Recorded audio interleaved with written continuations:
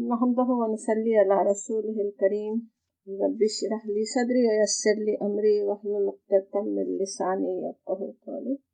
औज़ु बिल्लाहि मिनश शैतानिर रजीम। बिस्मिल्लाहिर रहमानिर रहीम। सूरतुल लैल हम शुरू कर रहे हैं। अक्सर सूरतों के जोड़े होने की बात तो हम समझते रहे हैं, मुख्तलिफ मुफस्सिरीन का, कुरान पर गौर करने वालों के जो ख्याल है, लेकिन ये सूरतुल लैल और सूरतुल शम्स तो एक दूसरे से इतनी ज़्यादा मुशाबे हैं, दोनों सूरतों में इतनी मुमासिलत है कि हम जैसे लोग भी उसे आसानी से नोट कर सकते हैं, समझ सकते हैं। सूरह शम्स की सबसे अहम आयत, जिसके लिए वहाँ पे सारी कस्में खाई गई थी और फिर तारीख की मिसाल से उसे समझाया गया था, वो क्या थी? क़द अफ़लहा मन ज़क्काहा व क़द ख़ाब मन दस्साहा। कि फला पा गया वो जिसने अपना तस्किया किया, जिसने अपने आप को पाक किया, और बर्बाद हुआ जिसने उसे दबा दिया। जिसने अपने नफ्स का तस्किया किया वो फला पा गया, जिसने अपने नफ्स को दबा दिया वो बर्बाद हुआ। अब इस सूरत में उसी की तफसील है कि कौन से आमाल हैं जो नफ्स को आलूदा करते हैं और उससे अपने नफ्स को बचाने के लिए क्या करना चाहिए, और कौन से आमाल हैं जो नफ्स को पाकीज़ा बनाते हैं और ये पाकीज़गी कैसे हासिल होती है। इस सूरत की इब्तिदा भी कस्मों से हो रही है। यहाँ वैसे पिछली सूरत की निस्बत कस्मों का हिस्सा थोड़ा कम है।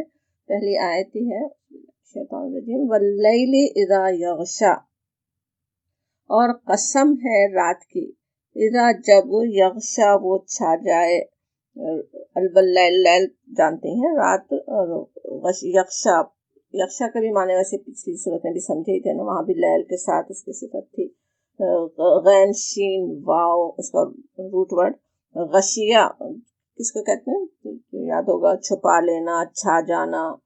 तो क्या मतलब हुआ कि वल्लैलि इज़ा यग़शा, रात की जबकि वो छा जाए, यानी मुकम्मल अंधेरा हो जाए, रात का सन्नाटा छा जाए।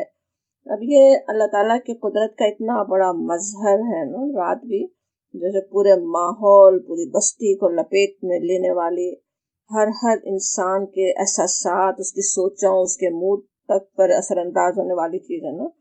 अगर इसमें अल्लाह ताला नींद की नेमत अता ना कर दे तो कैसी पहाड़ जैसी महसूस हो, कहीं भटक जाए तो रास्ता पाना मुश्किल हो जाए। तो वो सारी चीज़ों पर ही जैसे गौर करने के लिए कहा जा रहा है। वल्लैलि इज़ा यग़शा, जब रात पूरी तरह छा जाए, अंधेरा जब उस छा जाए। और फिर दूसरी कसम है वन्नहारी इज़ा तजल्ला, नहार दिन के लिए, इज़ा जब, तजल्ला का लफ्ज़ भी पीछे वन्नहारी इज़ा जल्लाहा था ना, वहाँ पे जलाओ से, तो तजल्ली भी उसी से है, जिसके माने होते हैं नुमाया तौर पर जाहिर होना। तो अब कहा जा रहा है जैसे और दिन को देखो, उस पर गौर करो, अल्लाह ताला की कुदरत, उसके जलाल, उसके का कैसा ज़बरदस्त मजहर है, उसकी कैसी बड़ी निशानी है। दिन भी किस तरह जैसे सारे माहौल, सारी बस्ती को बदल डालने वाला, रात की खामोशी और सन्नाटे को दूर भगाकर दिन की गहमा गहमी कैसे हर शय को मुख्तलिफ कर देती है।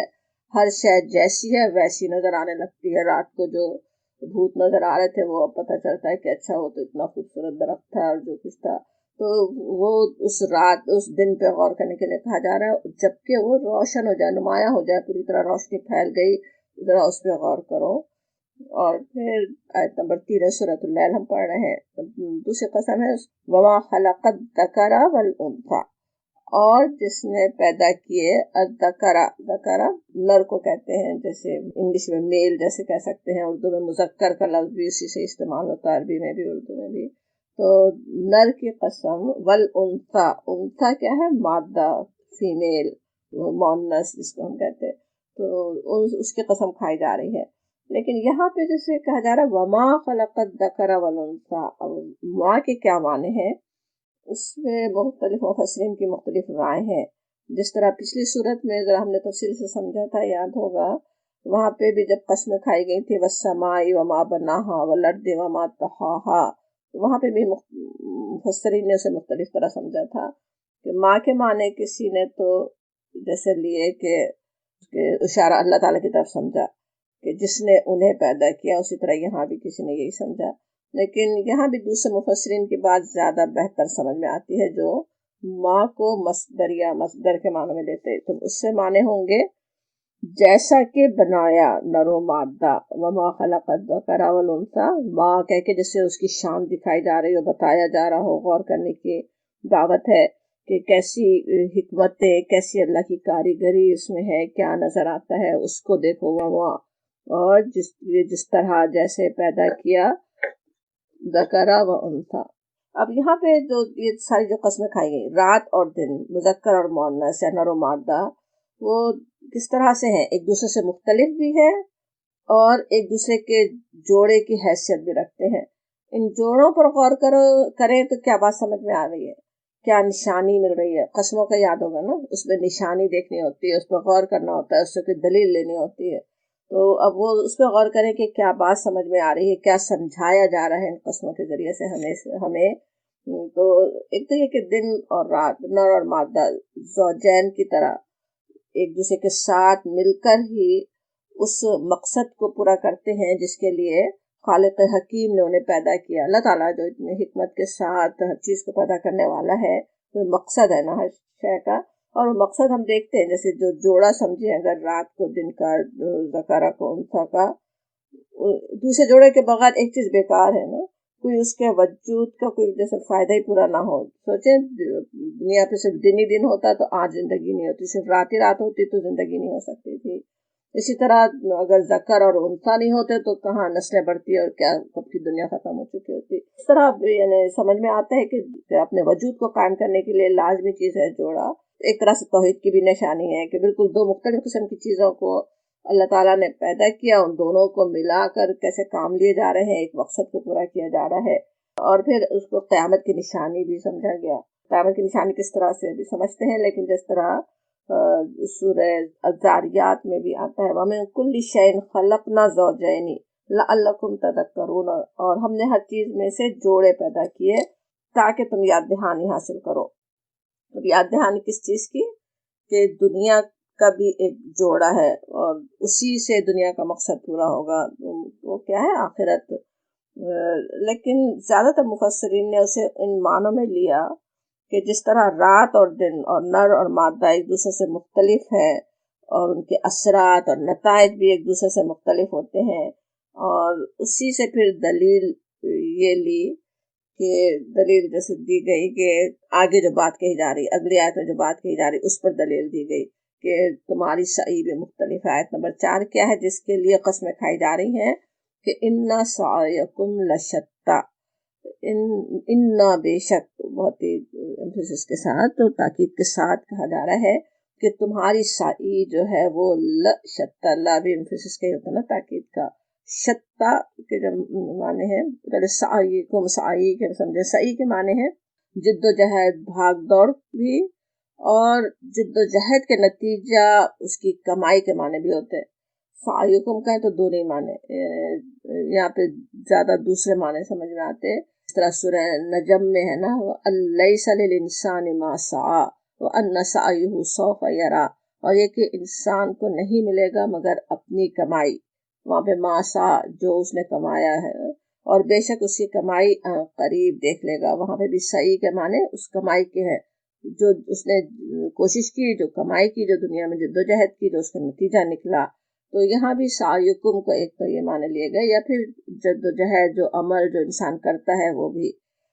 اور پھر لشتّیٰ، شتّیٰ کے معنی ہے جیسے متفرق ہونا، الگ الگ ہونا، شتیتن کی جمع ہے جس کے معنی ہوتے ہیں جیسے پراگندہ ہونا، بکھرنا، انگلش میں اس کے دیکھیں تو اسکیٹرڈ، ڈسپرس، بریک اپ ہونا اس کے معنی ہوں گے۔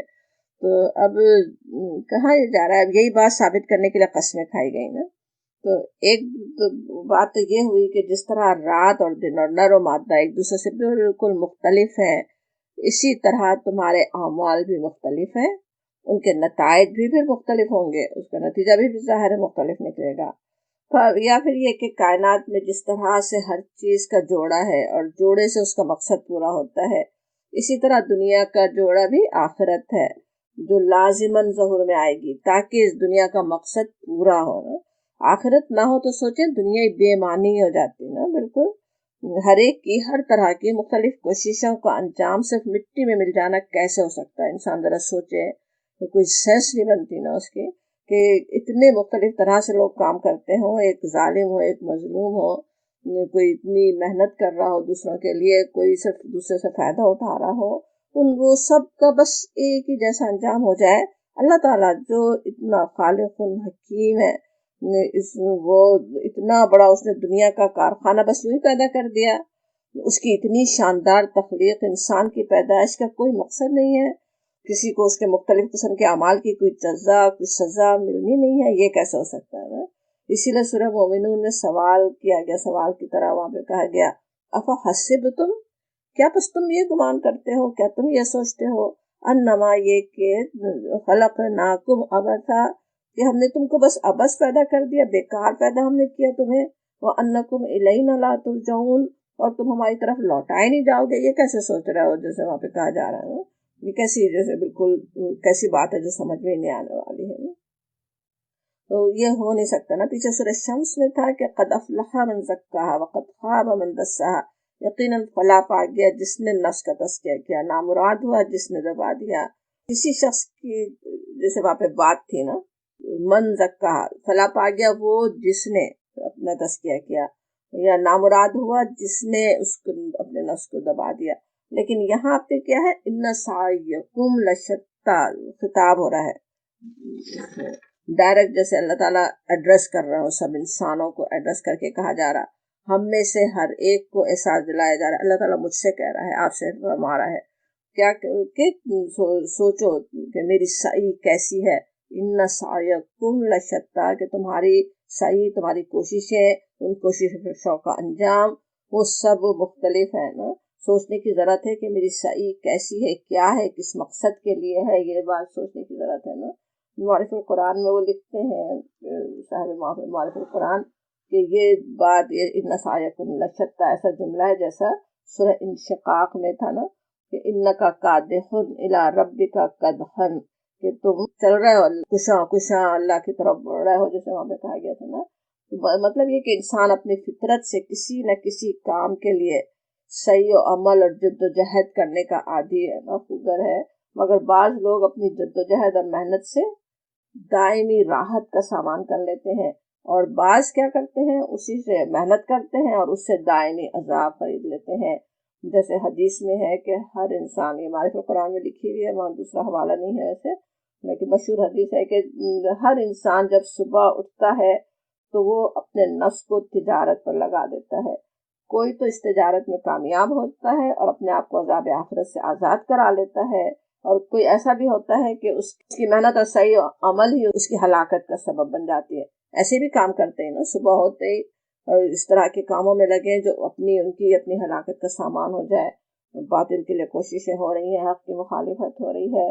تو یہاں انہیں سوچنے کی ضرورت ہے، عقل کا کام یہ ہے، وہ کہتے ہیں کہ اپنے صحیح اور اپنے عمل کے انجام کو سوچیں نا، ایک وقتی آرام، وقتی لذت ہی کی نہیں بات نہ ہو، ایسا نہ ہو کہ یہاں تو آرام تھوڑا سا مل جائے لیکن دائمی عذاب کا اور رنج کا باعث بن جائے۔ تو وہ جسے سوچنے کی ضرورت ہے، اس کی طرف توجہ یہاں پہ دلائی جا رہی ہے، ان سعیکم لشتی کہہ کر، کہ تمہاری کوششیں ہیں، مختلف قسم کی ہیں، بالکل اسی طرح ان کے انجام بھی مختلف ہیں، جیسے رات اور دن کا اور ذکر اور انثیٰ کا۔ اور پھر کہا جا رہا مختلف کیسی ہیں، اس کی تفصیل تھوڑی آ رہی ہے آیت نمبر 5 میں سورۃ اللیل پڑھ رہے ہیں۔ فَأَمَّا، پس جس نے آتا دیا، واتقا اور پرہیزگاری کی، وصدقا بالحسنی، اگلی آیت بھی ساتھ ہی اس کی ہے، وہ بھی سمجھ لیتے ہیں، وصدقا بالحسنی، اور سچ جانا حسنہ کو، نیکی کو۔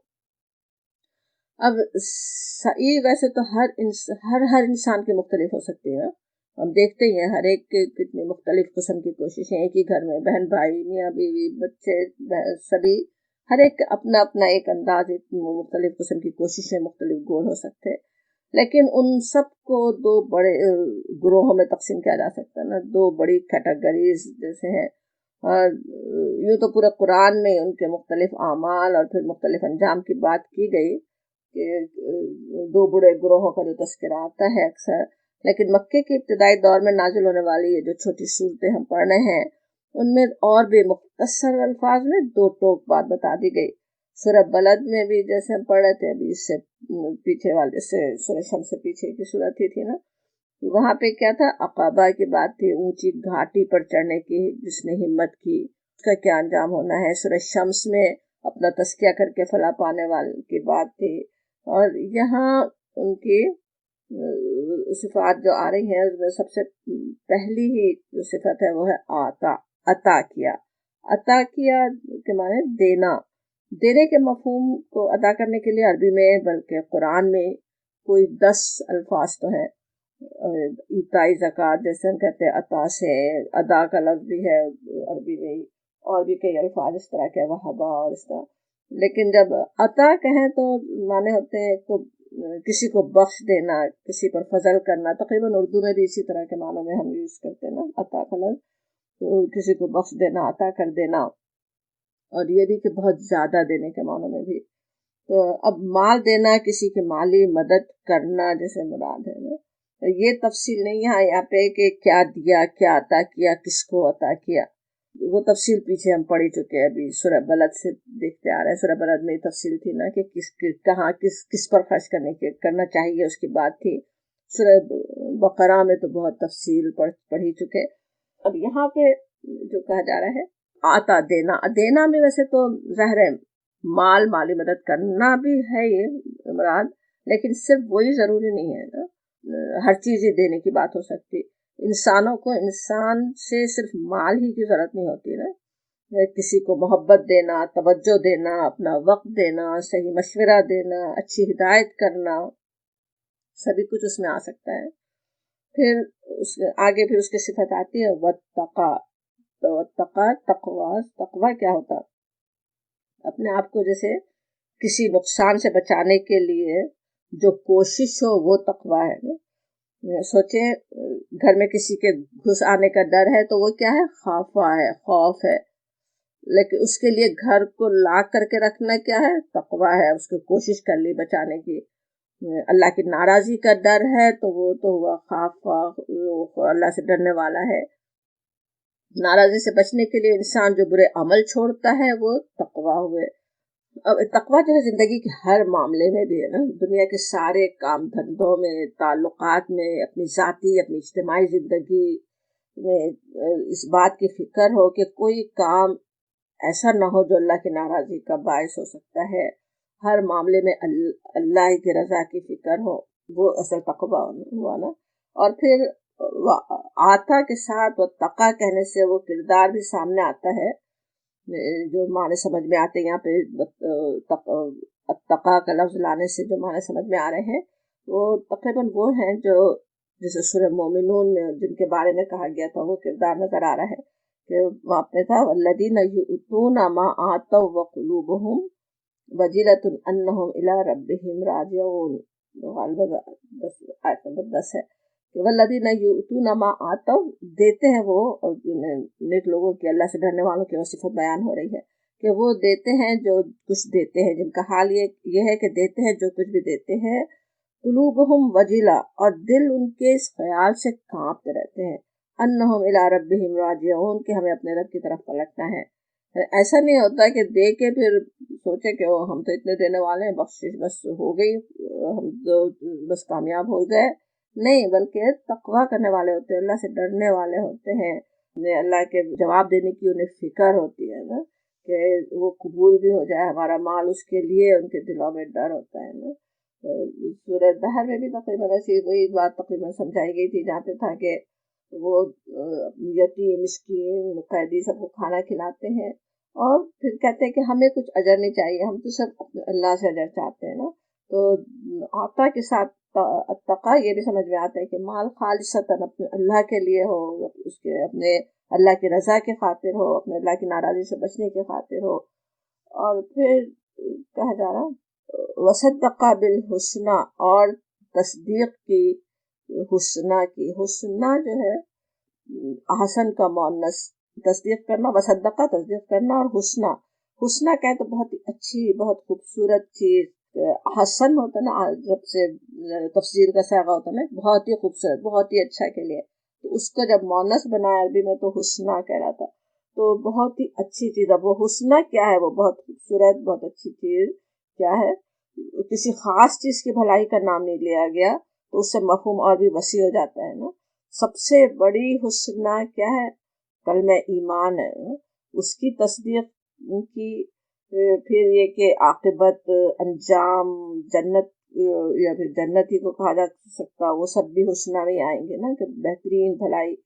پھر اس کے علاوہ عقیدے کی بھلائیاں، پھر اس کے اخلاق کی بھلائی، نیک اعمال کی بھلائی، وہ سب بھی کیا ہے، حسنہ ہی ہے نا۔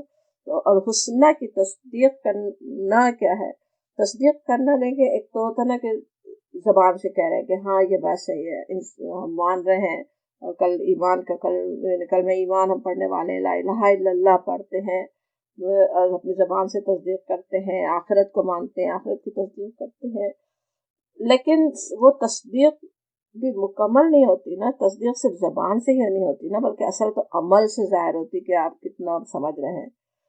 آپ سوچیں کسی سے کہیں کوئی پھل کہیں مل گیا پڑا ہوا، آپ اس کہہ رہے کہ نہیں یہ زہریلا پھل ہے، مت کھانا اس کو، وہ زبان سے تو کہہ کہ ہاں تم سچ کہہ رہے ہو، مان لیا، لیکن پھر کھانے لگ جائے تو کیا مطلب ہوا؟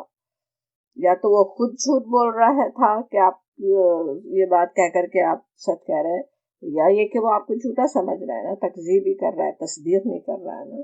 تو اس کے مقابلے میں کسی نے سمجھے فوراً اس پھل کو اٹھا کے پھینک دیا تو گویا اس نے آپ کی تصدیق کر دی نا۔ تو اسی طرح اگر ہم زبان سے تصدیق کر رہے ہیں کہ اللہ کے احسن کلام کی، اس میں دی ہوئی خبروں کی، اس کے ان اعمال کی جو بتائے جا رہے ہیں کہ یہ ان کا انجام بہترین ہونا ہے، تو اس کی تصدیق بھی لازمی ہے نا، وہ کرنے بھی تو والے ہیں نا۔ اسی لیے دوسرے سپارے میں سورہ بقرہ میں آیت بر کہلاتی ہے، اس میں بہت سارے نیکیوں کے اعمال جیسے بتائے گئے، عقیدے کی بھی اور دوسری بھلائیاں بھی بتائی گئی، اور ان سب کے آخر میں کہ وہ ہے جو سچ کر دکھانے والے ہیں، اولئک الذین ھم صدقوا، وہ جنہوں نے سچ کر دکھایا، انہوں نے صحیح معنوں میں تصدیق کر دی نا۔ تو وہ سمجھ میں آ رہا ہے۔ اما من آتا جو کہا گیا کہ بس وہ جو اللہ کے بندوں پر عطا اور بخشش کرنے والا ہے، عطا اور بخشش کرنے والا ہے، جیسے گیونگ پرسن ہے، کائنڈ پرسن ہے، اور پھر اپنے رب سے تقویٰ کرنے والا، ہر برائی سے اپنے آپ کو بچانے والا، پھر ہر حسنہ کی تصدیق اپنی زبان اور عمل سے کرنے والا، اس کے لیے پھر خوشخبری کیا ہے آگے، فَسَنُيَسِّرُهُ لِلْيُسْرَىٰ، فَسَنُ کیا ہوا، فا پس سا جیسے ان قریب، نو ہم کے لیے، یسرو آسان کر دیں گے، ہو اس کو ہم اس کے لیے، ہم اس کو آسان کر دیں گے، للیسرا یسرا کے لیے، آسانی تک پہنچنا ہم آسان کر دیں گے۔ اب یہ جو یسر ہو آ رہا ہے کہ ہم آسانی دے دیں گے، آسان کر دیں گے، وہ تیسیر یا یسر سے مراد ہوتا ہے کسی کے لیے کسی کام کو آسان کر دینا۔ یسر الفرس کہتے ہیں، جیسے گھوڑے کو سواری کے لیے بالکل ہر سارے لوازمات سے تیار کر دیا جائے، زین کس دی گئی ہے، لگام لگا دی گئی، سب کچھ، اب سواری آسان ہو گئی نا۔ اسی طرح کسی بھی مشکل کام کے لیے جیسے سارے لوازمات مہیا ہوں تو وہ کام آسان ہو جاتا ہے نا۔ جیسے سمجھے ایک ملک سے دوسرے ملک جانے میں کتنے مشکل مرحلوں سے گزرنا ہوتا ہے، لیکن ایک VIP مسافر کے لیے ہر کام آسان کر دیا جاتا ہے، اس کو سہولتیں دینا، فیسیلیٹ کرنا، تو وہ ہے یسر جس کے کہا جا رہا ہے، اور اس کی خوشخبری دی جا رہی، بس ہم ضرور کر دیں گے، جیسے یسرہ ہم اس کو آسانی دے دیں گے، آسان کر دیں گے اس کے لیے، کیا کر دیں گے، للیسرا یسرا کے لیے، یسرا یا پھر کیا ہے، آسانی اور راحت کی طرف۔ اب سب سے بڑی راحت اور یسرا تو اصل میں آخری منزل پر ہے نا، جنت میں، لیکن قرآن میں جگہ جگہ اللہ کی یہ سنت بھی بیان ہوئی کہ جو شخص نیکی کی راہ اختیار کرتا ہے،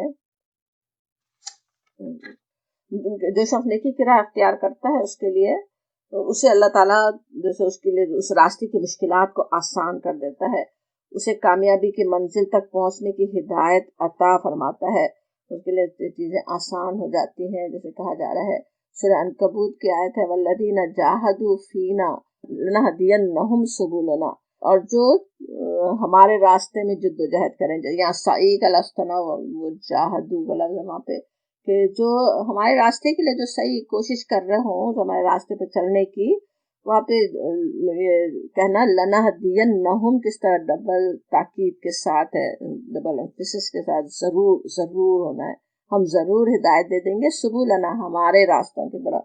اللہ تعالیٰ اس کے لیے آسان بنا دیتا ہے، ان کے لیے راستے آسان فرما دیتا ہے، یہ جیسے کہا جا رہا ہے نا کہ ہم ان کو آسان کر دیں گے۔ سورہ نحل میں بھی ایک بڑی خوبصورت آیت ہے، تو وہاں پہ کہا گیا من عمل صالحا من ذکر و انثی وہو مؤمن فلنحیینہ حیاۃ طیبہ، کہ جو شخص نیک عمل کرے، خواہ وہ مرد ہو یا عورت، خاص طور پہ کہا گیا مرد ہو یا عورت دونوں کے لیے، اور ہو وہ مومن، اسے ہم اچھی زندگی بسر کرائیں گے۔ وہاں بھی اسی طرح ڈبل تاکید کے ساتھ ہے کہ ہم ضرور ضرور اسے زندگی بسر کروائیں گے، کیسی حیاتن طیبہ، بہت ہی پاکیزہ اچھی زندگی بسر کروائیں گے۔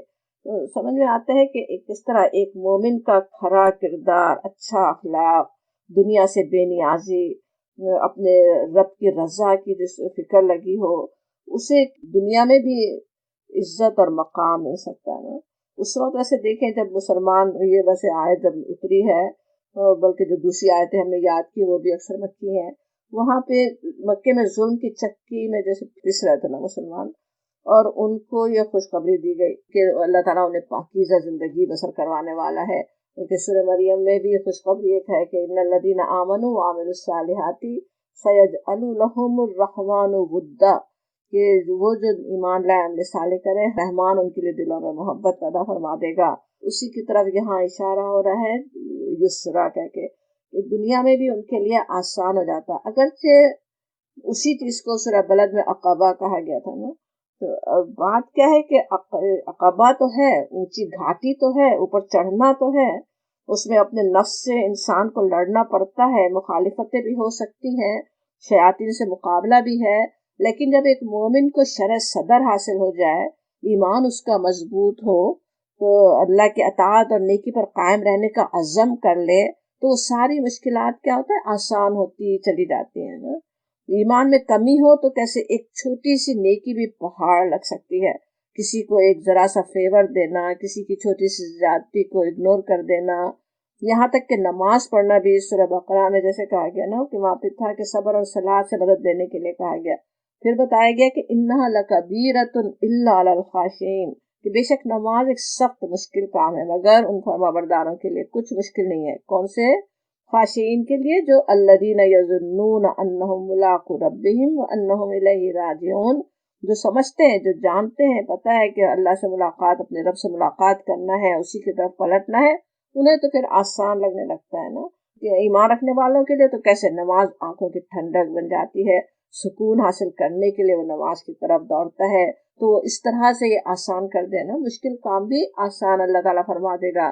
کئی مثالیں ویسے تو اس سے بھی ہم سمجھ سکتے ہیں، ایک اندر سے موٹیویشن ہو، ایک انسان چاہتا ہے اپنے رب کی رضا کو پا لینے کی، اتنی اسے فکر ہے، تو مشکل سے مشکل کام بھی اس کو آسان لگنے لگے گا نا۔ کئی مثالیں سوچیں، میڈیسن ہی پڑھنا کسی کو بڑا ہی مشکل لگ سکتا ہے، صرف ماں باپ کے حکم پہ پڑھنا ہو تو ایک ایک چیز پہ پریشان ہوتا رہے، لیکن جس کو اندر سے انتہائی خواہش ہے کہ مجھے ڈاکٹر بننا ہی بننا ہے، اسے تو ساری چیزیں کچھ مشکل نہیں ہوتی، وہ سارے مرحلوں سے آسانی سے گزر جاتا ہے، سارے ٹیسٹ دے دے، سبھی کچھ محنتیں کر لے اور منزل تک پہنچ جائے نا۔ بالکل چھوٹی سی مثال ہے، لیکن اسی طرح اور بھی کئی چیزیں ہی ہو سکتی نا۔ بالکل وہی چیز نیکی کی بھی ہے نا، کہ جب انسان اندر سے چاہتا ہے، پھر اللہ تعالیٰ بھی جیسے والذین جاہدوا فینا، جو میرے راستے میں چلنا چاہتے ہیں، اللہ تعالیٰ بھی انہیں راستے دکھاتا جاتا ہے، ان کے لیے راستے آسان کر دیتا ہے، ان کے لیے راستے آسان ہوتے چلے جاتے ہیں۔ یہ خوشخبری یہاں پہ دی گئی کہ وہ اللہ تعالیٰ ان کے لیے آسان کر دے گا، انہیں سہولتیں دے دے گا، اس کی طرف آسانی اور راحت کی طرف اللہ تعالیٰ انہیں چلا دے گا۔ آیت نمبر 8 میں کہا جا رہا ہے وَأَمَّا، اب دوسرا کردار کی بات ہو رہی ہے، دوسرا راستہ تھا نا، إِنَّ سَعْيَكُمْ لَشَتَّىٰ، ایک طرح کی کوشش بتائی گئی کہ ایک طرف یہ لوگ ہیں جو اللہ کے راہ میں دینے والے، تقویٰ کرنے والے، تصدیق کرنے والے، ان کے لیے تو اس طرح راستے آسان ہیں، اور دوسری طرف دوسری کوشش دوسرے لوگوں کے کام کیا ہے، وَأَمَّا مَن بَخِلَ وَاسْتَغْنَىٰ، اور جس نے بخل کیا اور بے پرواہ بنا رہا، کوئی اس کو پرواہ نہیں ہے۔ اب یہاں پہ بلکہ اگلی آیت وَكَذَّبَ بِالْحُسْنَى، اور جھٹلا دیا حسنہ کو اس نے، اور یہاں بالکل ٹھیک اس کے اپوزٹ اعمال بتائے جا رہے ہیں جو پیچھے تھے نا۔ وہاں پہ بھی پہلی چیز ہی تھی آتا، بخشش کرنا، دینا، اور یہاں بھی پہلی چیز بخلا، اس کا بالکل اپوزٹ چیز کہ وہ بخلا، وہ بخل کرنے والے ہیں نا۔ ایک تو وہ تھے نا جن کے پاس ایمان کی روشنی تھی، ہدایت کے سورج سے وہ فائدہ اٹھا رہے تھے، قسمیں جو کھائی گئی تھی وہ سمجھانے کے لیے تھی نا۔ تو اور ایک ہے جو اس ہدایت سے بے نیاز ہے، اندھیرے میں اپنی زندگی کا سفر کر رہا ہے، تو وہ تو کیا کرتا ہے پھر، آتا کے مقابلے میں بخل کرنے والا ہے، دینے کے بجائے، لوگوں کے کام آنے کے بجائے، لوگوں کے حق ادا کرنے کے بجائے وہ بخل کر رہا ہوتا ہے۔ بخل وہی ہے، وہاں یہاں بھی اسی طرح مال میں بھی ہو سکتا ہے اور دوسرے معاملات میں بھی۔ سورۃ الماعون میں اس جیسے صفت آتی ہے نا، وَيَمْنَعُونَ الْمَاعُونَ، وہ کسی کو ذرا سا فیور دینے، کچھ ادھار دینے میں بھی سے بھی وہ انکار کر دیتا ہے نا۔ تو یہاں وہی کہا جا رہا ہے کہ کس طرح وہ بخل کرنے والا ہے۔ بخل ویسے ہم کسی کو بخیل کہیں تو بڑی جیسے گالی کی طرح کہہ رہے ہوتے ہیں، اور اکثر ہوتا ہے جیسے کوئی اپنے اوپر بھی کوئی ٹھیک سے خرچ نہیں کر رہا ہے تو اسے بخیل کہتے ہیں۔ لیکن بخیل جو کہا جاتا قرآن میں، جو جس کو بخل کہا گیا وہ ہے کیا نا، اس کا کیا مطلب ہے؟ بخل ایک تو یہ ہوتا ہے نا کہ انسان اپنے اوپر ہی اپنے خرچ جو نہیں کر رہا ہو اس کو بھی بخیل کہا جاتا ہے۔ حالانکہ بخیل وہی نہیں ہے، چاہے ایک انسان کوئی دیکھنے میں دنیاوی لحاظ سے تو بڑے ہی اپنے اوپر خوب خرچ کر رہا ہے، بڑی بڑی پارٹیاں اور دعوتیں دے رہا ہے، لیکن جہاں پہ خرچ کرنا چاہیے، جہاں اللہ کے راستے میں جو خرچ کرنا چاہیے وہاں اس سے پیسہ نہیں نکلتا، تو وہ اصل سب سے بڑا بخیل ہے نا۔ تو وہ کہا جا رہا ہے کہ جس نے بخل کیا، اور پھر یہ کہ کسی کو بھی کوئی حق دینے میں، کوئی فیور دینے میں، کوئی کسی کے کام آنے میں وہ بخل کرتا ہے۔ اور پھر دوسری چیز ہے کہ وہ استغنا، کہ وہ بے نیاز ہے، بے نیازی کرنے والا ہے۔ استغنا غنی ویسے تو امیر ہونے کو بھی کہتے ہیں، لیکن بے نیاز ہونا، کسی پرواہ نہیں ہونا، تو ایک تو اللہ کی ہدایت سے بے نیاز ہے، جیسے سمجھے کہ اس کا ایٹیٹیوڈ اس طرح کا ہے کہ میں جو جانتا ہوں، میں جو سمجھتا ہوں، بس وہی میرے لیے کافی ہے، کچھ اور جاننے کی مجھے ضرورت نہیں ہے، کسی ہدایت کی مجھ کو ضرورت نہیں ہے۔ دنیا کے لیے بھی بے نیاز ہے، سمجھتا ہے کہ میں خود اپنے زور بازو سے سب کچھ کر سکتا ہوں۔ اللہ تعالیٰ کی رحمت سے اپنے آپ کو جیسے بے نیاز سمجھ رہا ہے۔ ایک تو ہے نا کہ پتہ ہے کہ اللہ تعالیٰ کی مشیت اصل ہے، اللہ تعالیٰ سے ڈرنے والا ہے۔ دوسری طرف ایک کردار ہے جس کو کوئی پرواہ ہی نہیں ہے، وہ سمجھ رہا ہے کہ میں اپنے آپ سب کر سکتا ہوں، اللہ نے اسے دنیا کی نعمتیں دی ہیں، سمجھ رہا ہے کہ بس میں ایسے ہی میں نے اپنے ہاتھ سے بنائی ہیں اور وہ میرے کام آنے والی ہیں۔ اور پھر وَكَذَّبَ بِالْحُسْنَى، وہ پیچھے وَصَدَّقَ بِالْحُسْنَى تھا، اس کے اپوزٹ كَذَّبَ بِالْحُسْنَى، اور وہ صدقہ کے معنی سمجھتے ہوئے جو بات ہم نے سمجھی تھی، وہیں کذبہ کا بھی مطلب سمجھ میں آ رہا تھا نا، کہ زبان سے بھی نہیں مانے اور پھر عمل سے نہیں مانے۔ زبان سے کہہ بھی دے کہ ہاں آخرت پر ایمان ہے، کہ کل میں ایمان بھی پڑھ لے، لیکن عمل اگر اس کے مطابق نہیں ہے تو وہ پھر عمل سے جھٹلانا ہو گیا نا۔ وہ زہریلے پھل کی جو مثال ہم سمجھ رہے تھے اسی سے ہی سمجھ سکتے ہیں۔ تو اور بالحسنہ بھی یہاں پہ بھی اسی طرح حسنہ وہی جو وہاں تھا، کل میں ایمان، آخرت، عاقبت، شریعت، ہدایت اور اعمال و اخلاق کی بھلائیاں، وہ سبھی، تو وہ ان کو جھٹلانے والا ہے، کہ اپنی زبان سے بھی اپنے عمل سے بھی۔ اور اس کا کیا پھر انجام ہے، فَسَنُيَسِّرُهُ لِلْعُسْرَىٰ، اب اس کو بھی فیسیلیٹ کیا جاتا ہے، اس کو بھی آسانی دی جاتی، مگر کس طرف، اسرا کی طرف، برائی کا راستہ اس کے لیے آسان ہو جاتا ہے۔ اسرا کے معنی مشکل اور تکلیف دہ چیز کے ہے نا، اور سب سے بڑی مشکل، سب سے زیادہ تکلیف دہ چیز کیا ہے، جہنم، جہنم کا عذاب۔ پھر ان برے اعمال کا نتیجہ جو دنیا میں بھی ویسے تو اصل میں تو برا ہی نکلتا ہے، بلکہ برائی جب انسان کر ڈالے تو پھر کیا ہوتا ہے، یہ جو آسان ہونا ہے نا، فَسَنُيَسِّرُهُ، کہ ہم اس کے لیے آسان کر دیتے ہیں، ہوتا کیا ہے کہ ایک برائی جب انسان کرے اور اس پر اگر فوراً نہیں پلٹے تو کیسے دوسری برائی اور آسان ہو جاتی ہے نا۔ ایک نماز کے قضا ہونے پر کوئی انسان اتنی جیسے توبہ، اتنی استغفار نہ کرے کہ شیطانی توبہ کر لے کہ آئندہ اس شخص کو تو غفلت میں مبتلا نہیں کرنا ہے، یہ تو اور زیادہ اللہ کے قریب ہو رہا ہے استغفار کر کر کے، تب تو ٹھیک ہے، ورنہ کیا ہوگا اگر اس طرح سے نہیں پلٹا تو دوسری نماز کا قضا ہونا اور آسان ہو جائے۔ پھر اور قضا ہوتی جائے نماز سے، اور غفلت سے غفلت ہوتی چلی جائے، پھر اور دوسری غلطیاں بھی ہونی شروع ہو جائیں. تو اس طرح سے وہ آسان ہو جاتی ہے نا، برائی کی طرف جانا آسان ہو جاتا ہے نا. اپنے نفس کے آسانی سے انسان حوالے ہو جاتا ہے، اس کے نفس میں بیٹھا ہوا شیطان طاقتور ہو جاتا ہے نا، اس کو برا کام کرنا اس کے لیے آسان ہو جاتا ہے. ایک طرف تو وہ تھا نیک شخص جس کو برائی کی طرف جانا جیسے آگ میں ہاتھ ڈالنے کی طرح لگ رہا ہو، اس کو تو کوئی رشوت دے رہا ہو تو پریشانی سے اس کا برا حال ہو جائے کہ میں یہ کیسی آگ کی کوئی مجھے آفر کر رہا ہے، اور اس کو تو مشکل لگ رہا ہے. اور اس کے لیے تو وہ خوشی خوشی آگے بڑھ جائے، اس کے لیے تو آسان ہو جائے برائی کی طرف جانا. جو اپنے اللہ کو بھولا ہوا ہے، جس کے اعمال اس طرح کے ہیں، بخل کرنے والا ہے، بے نیازی اور لاپرواہی، اور اس کی کوئی پرواہ نہیں ہے کہ کس طرف جا رہا ہے، کیا وہ عمل کر رہا ہے، کیا غلط کر رہا ہے، کیا صحیح کر رہا ہے، کبھی اس کا اپنے آپ کو دیکھتا ہی نہیں ہے. اور پھر حسنہ کی جو تکذیب کرتا ہے اس کا تو یہ حال ہوتا ہے نا. یعقوب علیہ السلام نے اپنے بیٹوں سے کہا تھا جب وہ یوسف علیہ السلام کو کنویں میں ڈال کر آئے تو بل سولت لکم انفسکم امرا، بلکہ تمہارے نفس نے تمہارے لیے ایک بڑے کام کو آسان بنا دیا. تو کس طرح وہ آسان ہو گیا ان کے لیے وہ کام، اتنا بڑا اتنا غلط کام، اپنے بھائی کے ساتھ ایسا کرنا، اپنے باپ کو اتنی اذیت پہنچانا، وہ سب ان کے لیے آسان بن گیا. تو وہی یہاں پہ کہا جا رہا ہے ہر چیز پھر آخر میں اللہ کی مشیت سے ہوتی ہے نا. اس نے کہا جاتا ہم اسے اسرا کی طرف آسانی دے دیتے ہیں، تو وہ اسی طرح وہ ایمان نہیں لاتا، حسنہ کی تصدیق کرنے کے بجائے تکذیب کر رہا ہوتا، برائیوں کا راستہ اس کے لیے آسان ہوتا چلا جاتا ہے، اور پھر آخر میں جو سب سے بڑی اسرا، سب سے بڑی مشکل جگہ ہے وہاں پہنچ جاتا ہے نا. اب دونوں طرح کے مختلف اعمال میں یہ بھی نوٹ کیا ہوگا آپ نے کہ سب سے پہلے انسانوں کے حقوق کی بات آ رہی ہے نا، وہاں پہ دینے کی عطا کی بات تھی، پھر بخیلا کی بات تھی. پیچھے سورہ بلد اور سورہ معون میں بھی اسی طرح آگے دیکھیں گے. سمجھ میں آتا ہے کہ انسان اب دوسرے انسانوں کے ساتھ، فیلو ہیومن بینگ کے ساتھ نائس نہ ہو، ان کا حق ادا نہ کرے، ان کا حق ہی نہیں ادا کرنے والا ہو، تو دل میں کیسی خرابی آ جاتی ہے نا.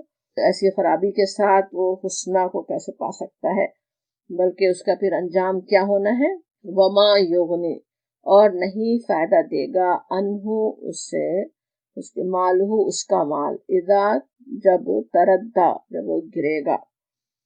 اب کوئی اس کو کام نہیں آئے گا اس کا مال جس پہ وہ، جس کی وجہ سے اللہ نے مال دیا تھا، اسی کی وجہ سے وہ مستغنی، اپنے آپ کو سمجھ رہا تھا نا مجھے تو کسی کی ضرورت نہیں ہے، کوئی پرواہ نہیں تھی اسے کسی چیز کی، اور وہ اس کے کام نہیں آنے والا ہے. اذا تردہ، تردہ کا لفظ رے دال یہ سے ہے.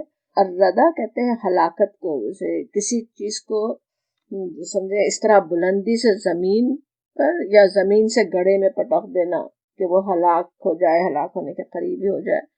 تو اسی سے دوزخ میں گرنے کے لیے بھی آتا ہے نا قرآن میں. اور قبر میں بھی جیسے انسان کے ڈالا جانا، اس کی طرف بھی اشارہ ہی ہو سکتا ہے. تو جب وہ ڈالا جائے گا، جب وہ گر جائے گا، قبر میں جا گرے کہ وہ جہنم میں جا گرے، یا دنیا میں اللہ کے عذاب کا شکار ہو جائے، تو وہ مال جو گن گن کر بچا بچا کر رکھ رہا تھا آخر کس کام آئے گا. ایک طرح سے یاد دلایا گیا کہ بہرحال سب کچھ اس دنیا میں ہی چھوڑ جانا ہے، اگر آخرت کی کچھ کمائی نہ کر لی تو یہ مال اس کے کس کام آئے گا.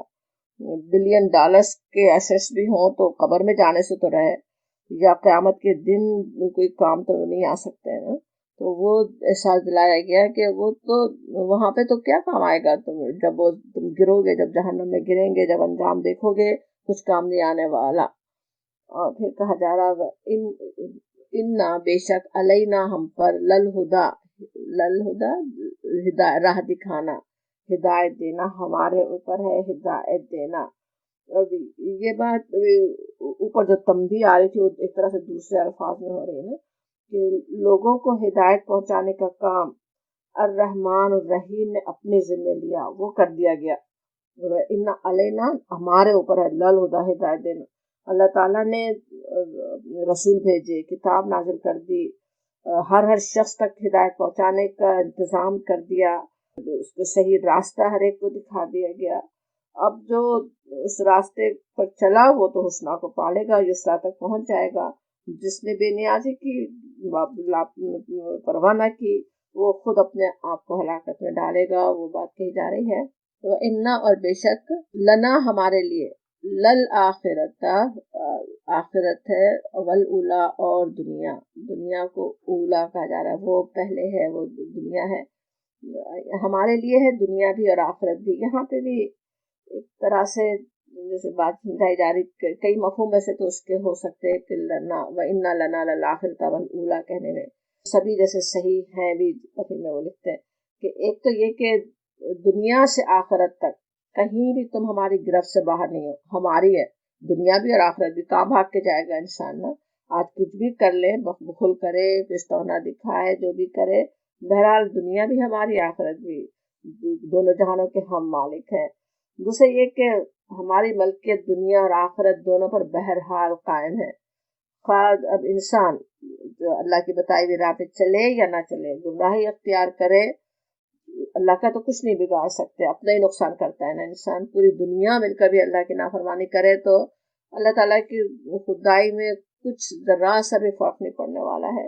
نقصان انسان اپنا اٹھاتا ہے نا. تو وہ ایسا دلایا جا رہا ہے کہ اگر فرما برداری کرو تو کوئی اضافہ نہیں ہوتا. اللہ تعالیٰ کی تو جیسے قدرت ہے، جو شان ہے، وہ ویسے ہی ہے اس کی. انسان کا اپنا فائدہ ہے. وہ ایک تو بات کہی جا رہی کہ ہمارے لیے ہے دنیا، ہمارے لیے آخرت. پھر تیسری بات یہ بھی کہ دونوں جہانوں کے مالک ہم ہیں. دنیا چاہو گے وہ بھی ہم تمہیں دے دیں گے، آخرت کی بھلائی چاہو گے تو وہ بھی دینا ہمارے اختیار میں ہے. جیسے سورہ آل عمران میں کہا گیا نا، وَمَن يُرِدْ ثَوَابَ الدُّنْيَا نُؤْتِهِ مِنْهَا. جو ارادہ رکھتا ہے دنیا کے ثواب کو، وہی ہم اس کو دے دیتے ہیں. وَمَن يُرِدْ ثَوَابَ الْآخِرَةِ نُؤْتِهِ مِنْهَا. اور جو آخرت کے ثواب کا ارادہ کرتا ہے ہم اس کو بھی دے دیتے ہیں. اور وہاں پہ بھی اس آیت سے بھی سمجھ میں آتا ہے، یہاں بھی، کہ جو بھی کام، چاہے وہ نیکی کے بھی کام ہو، اگر انسان صرف اس دنیا کے لیے کر رہا ہے، ابھی ملنے والی فائدوں کے لیے کر رہا ہے، وہ یہاں فائدہ مل جائے گا، آخرت میں کچھ نہیں.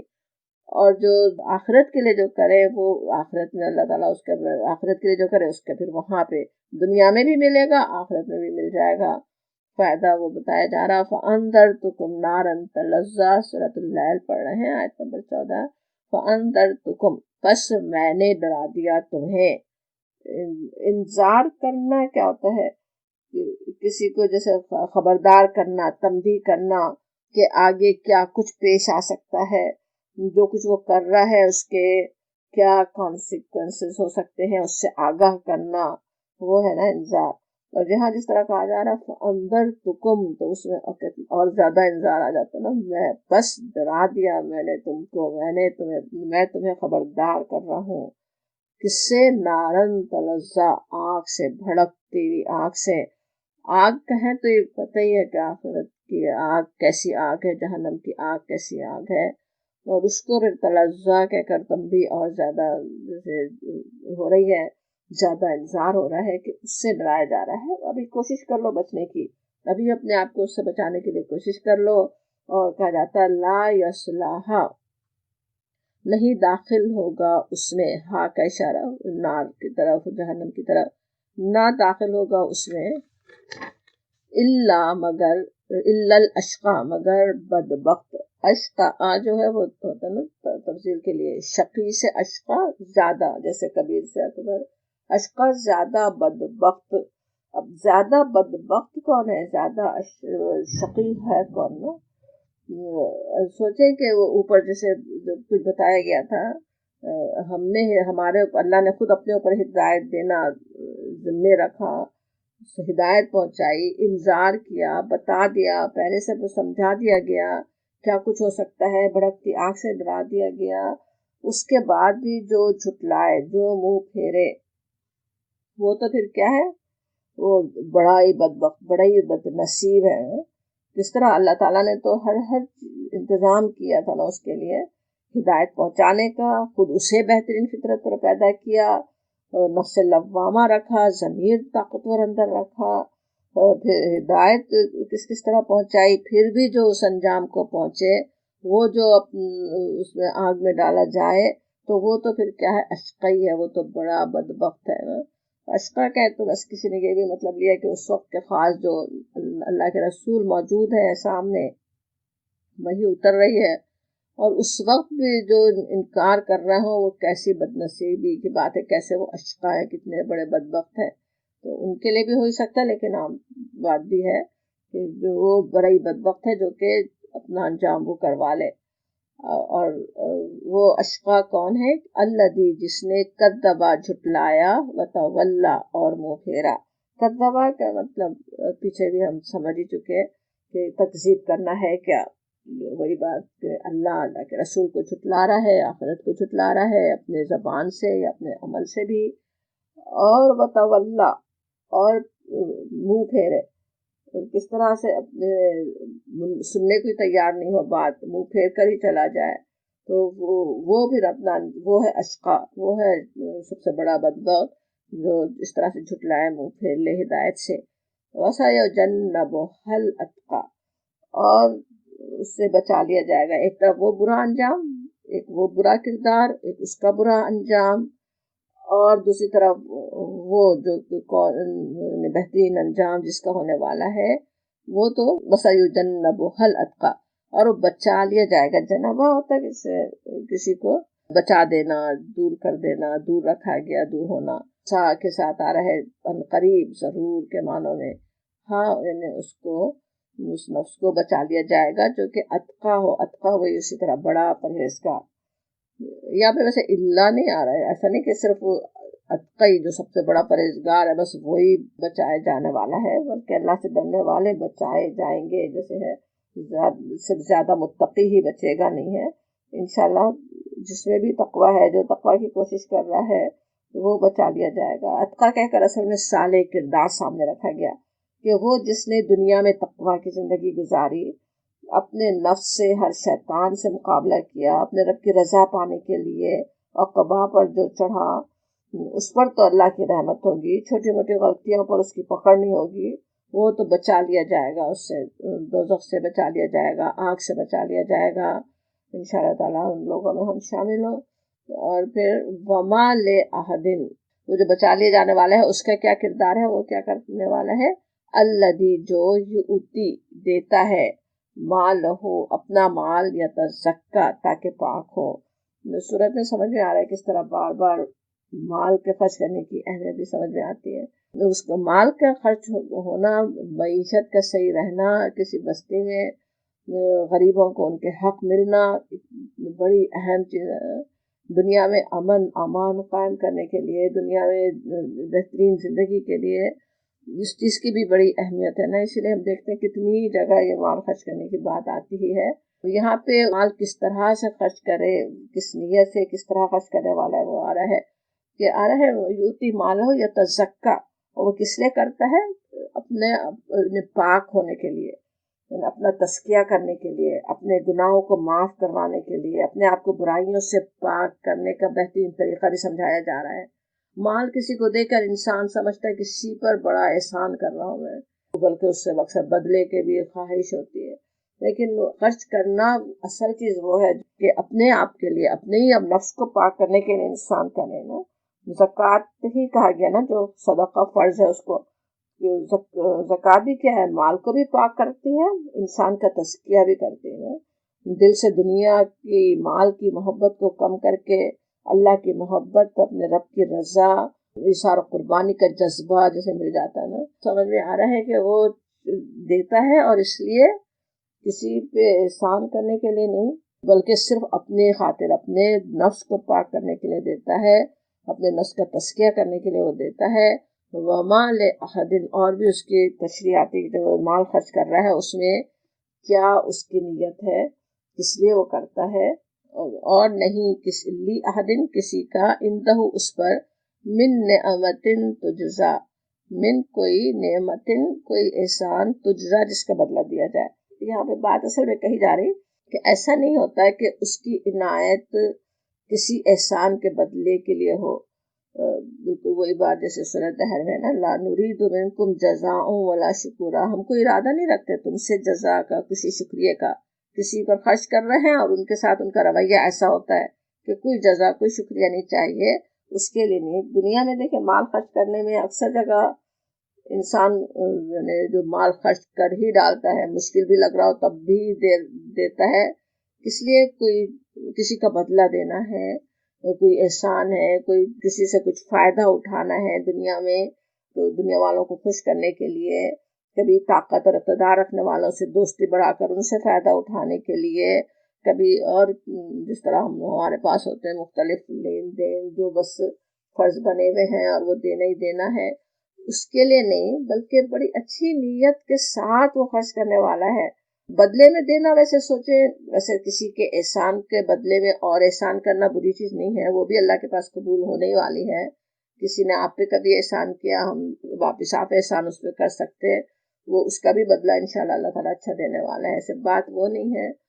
لیکن ایک انسان جو کہ اللہ کی رضا کے لیے کر ہی نہیں رہا، صرف اس لیے کہ دنیا کا کچھ بدلہ مل جائے، دنیا میں کیونکہ فائدے حاصل ہو جائیں، وہ نہیں ہے اس کا مقصد، یہ بتایا جا رہا ہے۔ وہ جو اتقا ہے اس کی صفات آ رہی ہے نا، وہ جو متقی آدمی ہے زیادہ، اس کا یہ ہے، وہ مال اس طرح سے خرچ کرتا ہے۔ اور کیا ہے، الا ابتغاء وجہ ربہ الاعلی، مگر یہ کہ اس کے بس یہ نیت ہے، صرف اس لیے کرتا ہے۔ ابتغاء کس طرح، بہت ہی چاہت ہو نا، بہت زیادہ چاہتا ہو۔ وجہ ویسے تو چہرے کو کہتے ہیں، رخ چہرہ، تو رضا کے لیے آتا ہے، ربہ الاعلی، اپنے رب کی اعلیٰ، رب اعلیٰ کی رضا حاصل کرنے کے لیے۔ وجہ کا لفظ آنے میں ویسے بڑی خوبصورتی بھی ہوتی ہے نا، جس طرح ایک انسان کسی کی محبت چاہتا ہے، کسی کی رضا چاہتا ہے، تو کیسے اس کے چہرے کو دیکھ رہا ہوتا ہے نا، کہ اس میں خوشی کے آثار ہیں کہ نہیں ہے، وہ ہم سے خوش ہے کیا، اس کے ناراضی کے آثار نظر آ رہے ہیں۔ اس طرح ایک اللہ کا نیک بندہ اپنے اللہ کی رضا کو اس طرح سے دیکھ رہا ہوتا ہے نا، کہ کوئی کام مجھ سے ایسا تو نہیں ہو رہا جو میرے رب کو ناراض کرنے والا ہو، میرے رب کو ناپسند ہو۔ ہر وہ کام کرنے کے دوڑ پڑتا ہے جو اس کے رب کو پسند ہے، تو اس کی اصل خواہش یہ ہے۔ اصل چیز عمل کی بھی نیت ہے نا، نیت کیسی ہے، نیت کیا ہے؟ دنیا کی نیت سے خرچ کیا، دنیا میں فائدہ ہو جائے گا، نام چاہا نام مل جائے گا، دوسرے لوگ اس کے کام آ جائیں وہ آ جائیں گے، کچھ طاقت کچھ اقتدار چاہیے وہ مل جائے گا۔ لیکن وہ جو کہ اس سے زیادہ پاکیزہ جس کا مقصد ہے اپنے رب اعلیٰ کی فکر ہے، میرا رب بھی جس نے اتنی عنایتیں کی، جتنی اس نے جو رحمتیں کی، میں اس کا بہترین طریقے سے شکریہ ادا کروں، اس کی رضا میں پالوں، اس کے لیے جو خرچ کرتا ہے اس کے لیے پھر کیا زبردست خوشخبری ملتی ہے سورت ختم ہوتے ہوئے، وَلَسَوْفَ يَرْضَىٰ، پس ان قریب، اللہ کے ساتھ تاکید کے ساتھ لام کی، ضرور ضرور یردا، وہ راضی ہوگا۔ یردا جو ہے راضی ہونا دونوں طرح سے ہے، اللہ تعالیٰ کے راضی ہونے کی بھی خوشخبری دی جا رہی، وہ بھی کتنی بڑی خوشخبری ہے نا، کہ وہ جس رب کی رضا چاہتا تھا، جس رب کے چہرے کو پا لینا چاہتا تھا، وہ اس کو مل جائے گا، اس کی خوشخبری سنا دی گئی کہ وہ اس سے ضرور راضی ہو جائے گا، جس نے اتنی اچھی نیت کے ساتھ اللہ کے راستے میں مال خرچ کیا، اور بھی جو کچھ یہاں پہ بتائی گئی ہے مومن کے کردار کی نیکیاں وہ کرنے والا ہے، اس کے لیے تو اسے اللہ کی رضا مل جائے گی، قریب مل جائے گی۔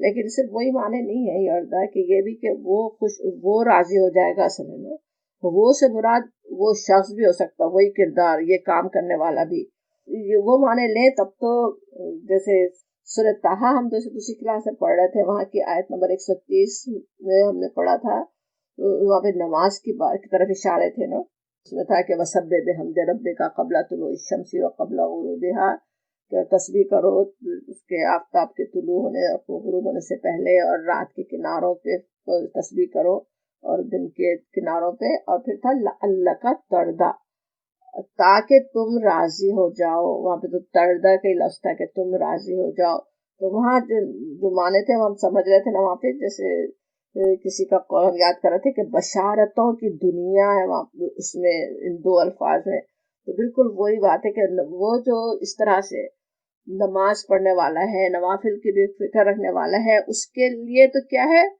اس کا دل راضی ہو جائے گا اپنے رب سے، وہ خوش ہو جائے گا، راضیت مردیہ کی جو بات ہم سمجھتے نا وہ، اور یہ کہ رب کی مشیت پر، اس کے دیے ہوئے حالات پر راضی ہو جاؤ گے، خوش ہو جاؤ گے، پھر یہ بھی کہ حالات تمہاری مرضی کے مطابق بن جائیں گے، جو تم چاہتے ہو وہی ہو جائے گا، جو تمہاری پسند ہے وہی سب ہو جائے گا۔ وہاں پہ ویسے خاص نبی صلی اللہ علیہ وسلم کے لیے بھی ہے خوشخبری، پھر عام بھی ہے، عام لوگوں کے لیے بھی، یہاں پہ بھی اسی طرح کی خوشخبری دی جا رہی کہ تم بھی راضی ہو جاؤ گے، تمہارے جیسے حالات ہیں اس پہ تم راضی برضا مطمئن، دل خوش ہو جائے گا. کس طرح کلو ملتے ہیں نا جو قرآن میں. آج کل سوچیں کیسے کیسے ڈپریشن کا لوگ شکار ہوتے ہیں، کیسی کیسی پریشانیوں میں مبتلا رہتے ہیں، اور کہاں سے وہ خوشیاں ملیں گی، دل کیسے راضی ہوگا. بتایا جاتا ہے وہاں پہ سورۃ طٰہٰ کی آیت میں نماز، نفل، تہجد، چاشت اور دوسری فرائض ادا کرو، تم خوش ہو جاؤ گے، تمہارا دل خوش ہو جائے گا. اور یہاں پہ خرچ کرنے کی بات ہے، اللہ کے راستے میں پوری اچھی نیت سے تم مال نکالو گے، خرچ کرو گے اپنے رب کی رضا پانے کے لیے. جب تم خرچ کرو گے تو کیا ہوگا، تمہارا دل بھی خوش ہو جائے گا، تم سے اللہ راضی، تم اللہ سے راضی ہو جاؤ گے. تو انشاءاللہ تعالیٰ اللہ تعالیٰ اپنی رحمت سے ہمیں ان بندوں میں شامل فرمائے، اور اس طرح کی رضا، اپنے رب کی رضا بھی پالنے کی توفیق عطا فرمائے، اپنے نفس کو بھی راضیہ مرضیہ ہم بنانے والے ہوں. وآخر دعوانا الحمدللہ رب العالمین.